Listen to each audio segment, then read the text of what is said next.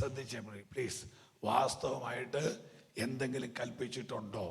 ദൈവം നിങ്ങളോട് പറ, വാസ്തവമായിട്ട് എന്തെങ്കിലും കൽപ്പിച്ചിട്ടുണ്ടോ? ഇവിടെ ഹവ്വയ്ക്ക് പറ്റിയ ഏറ്റവും വലിയ അബദ്ധം എന്നറിയോ?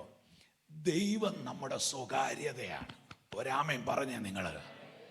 ഹല്ലേലൂയ. ദൈവം നമ്മുടെ സ്വകാര്യതയാണ്. സാത്താൻ ഔട്ടറാണ്, അദ്ദേഹം വെളിയിലുള്ളയാളാണ്.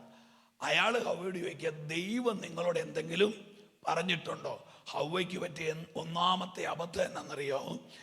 എൻ്റെ സ്വകാര്യതയാകുന്ന ദൈവവുമായിട്ടുള്ള എൻ്റെ ഇടപാടുകൾ സാത്താനോട് ഞാൻ പറയാൻ തീരുമാനിച്ചു.